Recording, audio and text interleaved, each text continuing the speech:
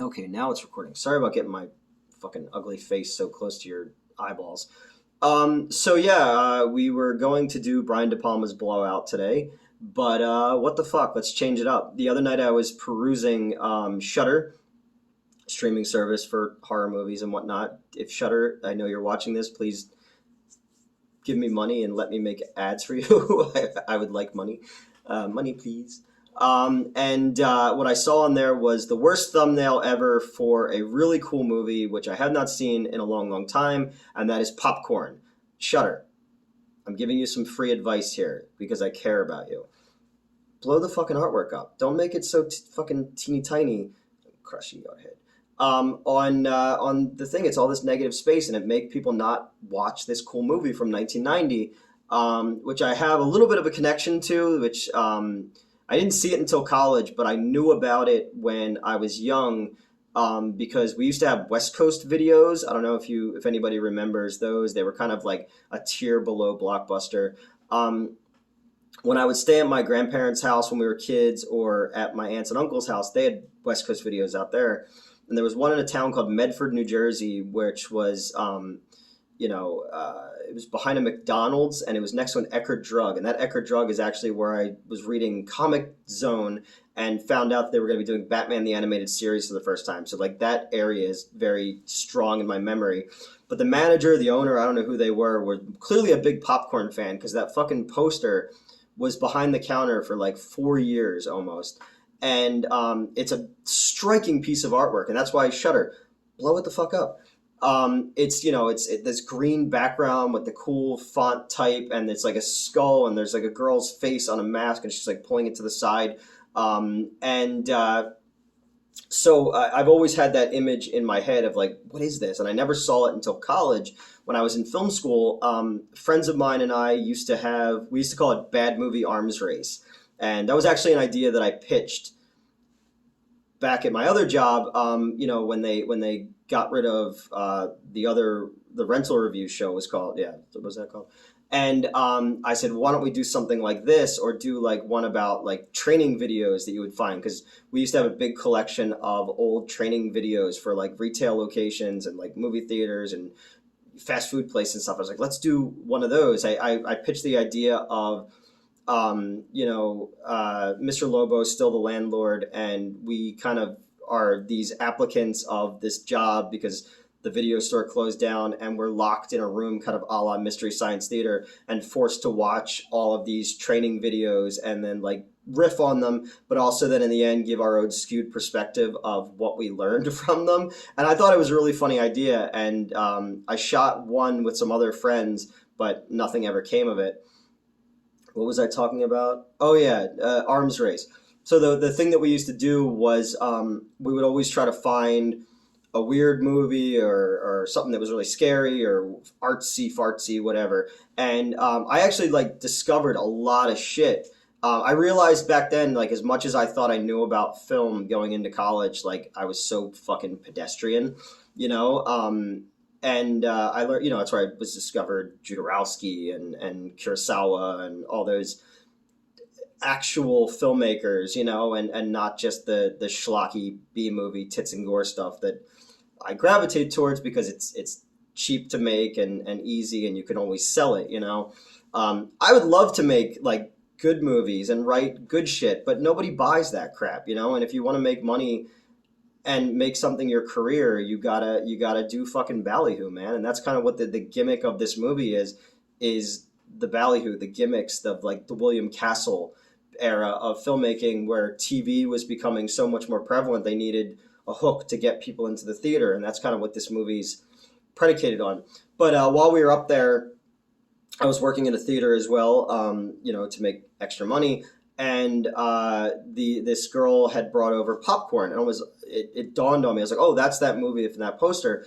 And we watched it, and it's surface level. It's got the dad from Amityville 3 in it, and Dee Wallace, shot in Jamaica, and they try to pass Jamaica off as California, and it doesn't make sense. And just like everybody fucking loves reggae music. Like I love reggae music. I have the soundtrack to The Harder They Come in my collection, and without Jimmy Cliff's music, you probably wouldn't have had Bob Marley and the Wailers, you know? That movie's sort of reggae Scarface, if you've never seen it before. There's an amazing documentary called Midnight Movies, From the Marginal to the Mainstream. And it talks about Night of the Living Dead and Pink Flamingos and Rocky Horror Picture Show and you know, and The Harder They Come. So, you know, I like reggae music, but not to the degree that these people in this movie like reggae music. Because, like, at one point, the power goes out when the killer's fucking doing his killer shit. And, like, a reggae band just comes up onto the stage and just puts on a show, and then the lights come back on. They're like, okay, bye. That'll never be talked about again. Sort of like in Pieces where the Kung Fu guy shows up, and just like, the producers owed them a favor, I think.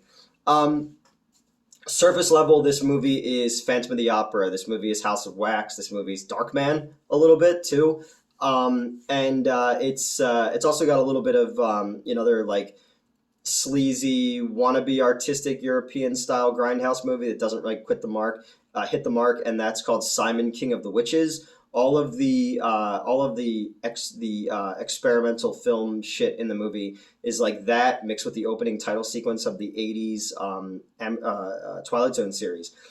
So you have this girl who's having these nightmares of these like kind of trippy, you know, pretentious film school looking dreams.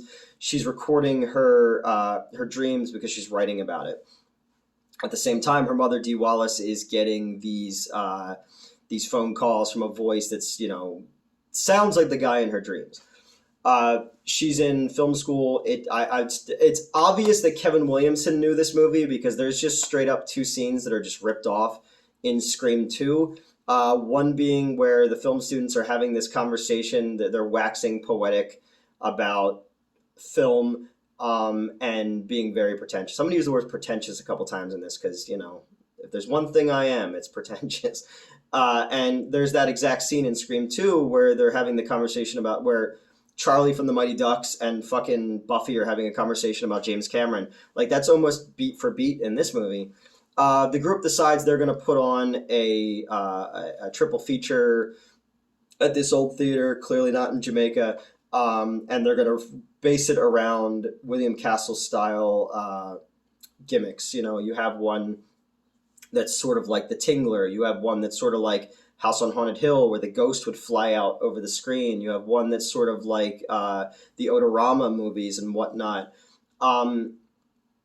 The movie shines when it's doing those things. The fake scenes in the movie feel real. Like, they feel like they were actually shot in the 50s and in the 60s and 70s and all that. So that stuff's really, really great. And the kills are fun. You know, it's not a gory movie. It's not a sexy movie or anything like that.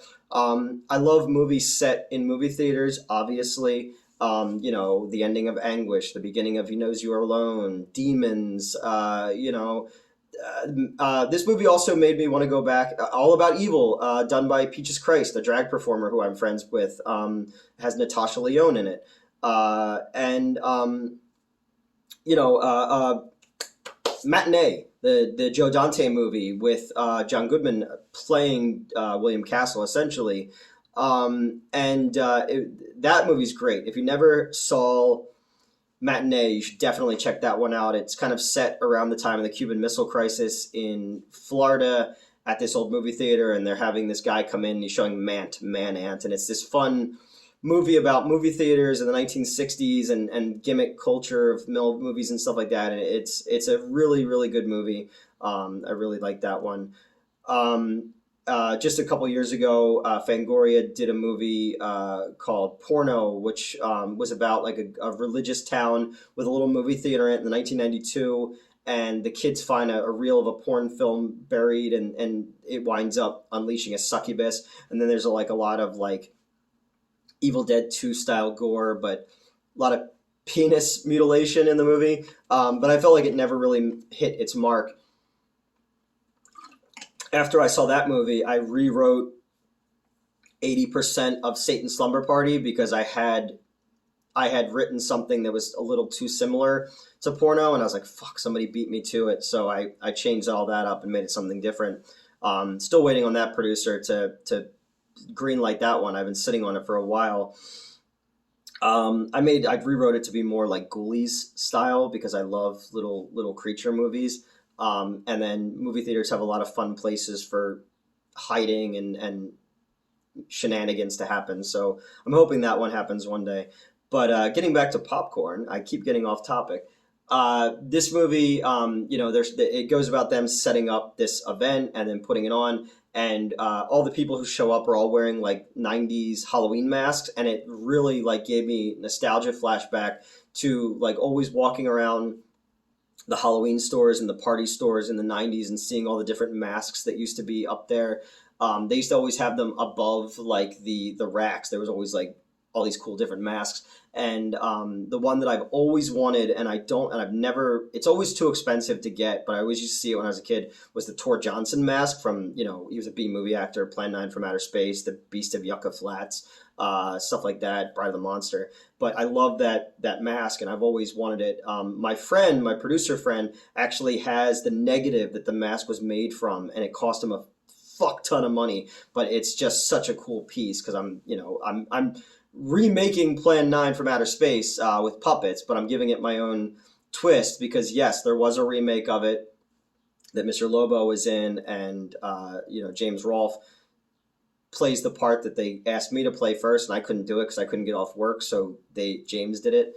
And then there was a 20-minute one with marionettes, but this is more like Avenue Q, the Muppets kind of thing, and then it's a reinterpretation of Plan 9, where it kind of exists in a world where all of the Ed Wood movies exist, and I'm really fucking excited about it. And you've seen the puppets if you watch any of our stuff, and we got some cool voice actors from video games and anime and stuff like that who are very interested in doing stuff. So you might see some cool voice actors if you're an anime fan or a video game fan that, I had contacts with through other channels, and, they love the idea. So I'm excited about that one. That's one of 3 movies that have to get done before November at the AFM. And, I finally hired another manager and 3 more employees. I keep begging Metz and Melissa to come work for me. But they have their own jobs where they work way too much. So they just come and watch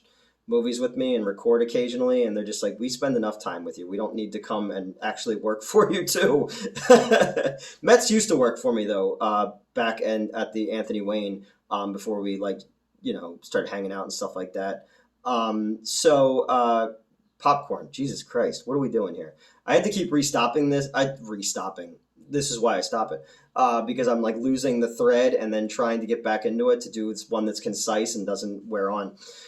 So they're doing this big event, and you're led to believe they find a film can, and it's got this trippy exploitation artistic thing. This guy used to drop acid and he was a cult leader. He used to drop acid and make weird experimental films with his followers. And one night they tried to do a sacrifice, and he was killed. The cult leader was killed. The building was burned down.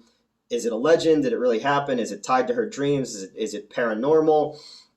And why I say that it has a thread that's sort of like Tourist Trap is there's just a random scene where Dee Wallace gets a phone call, goes to the theater, and then you hear the voice of the cult leader, and then there's light bulbs explode, and then powers make the letters fly off the marquee. So she goes into the theater, and then it becomes like a Giallo movie where it becomes like greens and red lighting, and she's pulled into the screen by these monster arms. And you're like, okay, there's a supernatural element to this. There's a telekinetic element to this. But that never comes back again, ever, at no point in the movie. So what I got from the IMDb trivia was that this movie apparently had a whole other subplot that had a supernatural element. That's where the title Popcorn came from. I just thought because it's set in a movie theater, that would make more sense.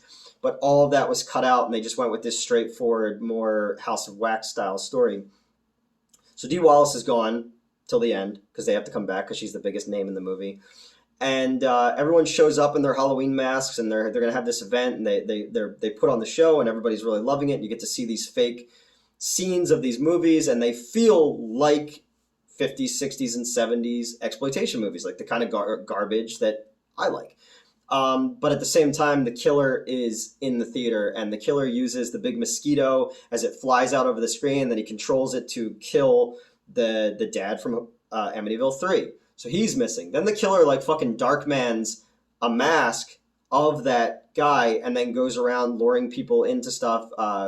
There's no nudity in this movie. There's no sexuality in this movie or anything like that. There's like an attractive usher girl, and he kills her and like puppeteers her body, which is kind of cool. Which leads to the electrocution kill, where there's a dude in a wheelchair who had no chance. He's like Franklin in Texas Chainsaw Massacre, and they basically like rig up the killer rigs up the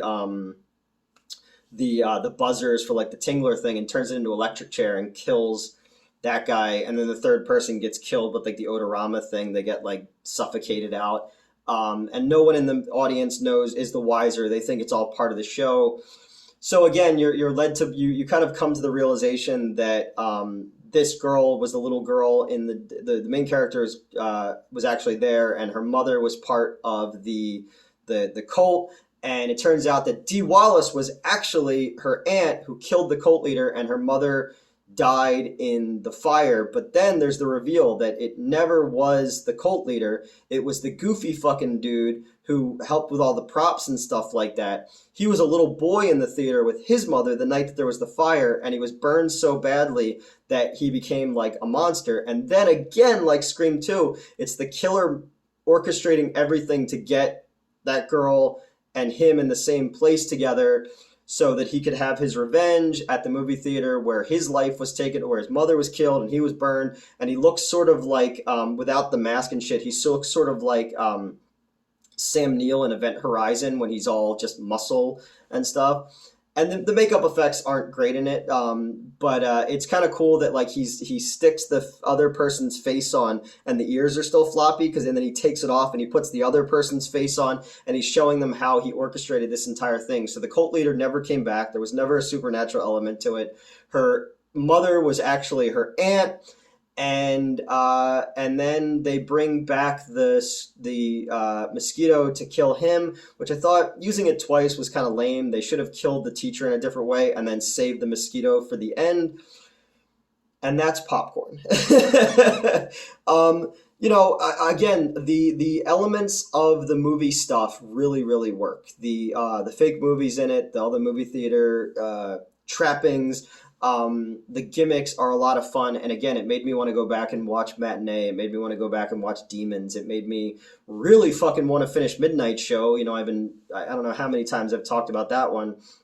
I'm still working on finishing the last segment, but we have to wait until the theater where we're filming can let us get in there, because they were closed for so long with COVID. They're trying to make what they can, and then we're renting the place around their schedule. And handling bookings at a movie theater, I know that you can't just tell the studio, oh, these fucking jerk-offs are going to come film their dumb movie they've been making for 10 years in here. The studio will be like, no, then we're not giving you whatever the next big movie is. So working around that right now. There will be no tits and gore in these parts, just finishing up the movie theater elements so I can finally get this thing out there. And that's popcorn. That's movie theater culture. That's this week's What the Fuck Wednesday. I don't know. You should definitely check this one out if you have Shudder. It's fun. It was definitely a movie that got released to second run theaters, and never really got the notoriety, because the slasher elements don't really work when compared to the other stuff that works. It would have been cool if they did go with the supernatural angle on it, and it would have been like a ghostly William Castle type of character, sort of like maybe like something like Blood Theater, and then he's killing people with the gimmicks that he used, and you can have more of a spooky element to it where it doesn't have to be so tied to reality. But yeah, that's this week's What the Fuck Wednesday. And we'll eventually get to Brian De Palma's Blowout. I might want to reshoot it because there's way more that I want to talk about in it that I just haven't gotten to yet. But go back to the cinema, and it makes me also really miss doing repertory movies. Like, everything's digital now, which is great. The other night we ran Friday the 13th in fucking 4K, and it looked amazing on the big screen. But there is something really special about an old fucked up film print that maybe has like vinegar syndrome or a bunch of scratches, or like when the projectionist like builds the movie wrong. Going back to Tourist Trap, there was an event that I went to at a theater in Philadelphia, and they put the reels on all wrong, so the movie was like totally out of order, and that was fun. I love the idea of a film print when you get it from like a vault somewhere. It had a life before it made it to you. And same thing with like the movie posters that I collect. I love the ones that have like stamps on the back of them or handwriting on the back of them of like the drive-ins they came from or like the old theaters they came from and stuff. Same thing with a film print. Inside the can, it's got all the stickers of all the places where it's been shipped over the years, and it has this like life before it got to you, where it played, and you know, somebody out there saw it and maybe they were inspired, or you know, and I know for a fact the producers never thought about that kind of shit when they were making these movies. They're like fucking bowel movements, you know. These producers who were in the business for a long time, it was like, let's make it, get whatever you can out of it, flush it, and then move on to the next one, you know. And that's kind of how still film distribution and film production works, you know, especially if you want to be like a Wild Eye or somebody like that who just, you know, put out something with a catchy title and a catchy poster, make the money, use that money to move on to the next one. And that's kind of what, you know, I've read so many books over the years, like The New Poverty Role by Fredel and Ray and stuff like that, where it's just about people who aren't in the studio system. It's like,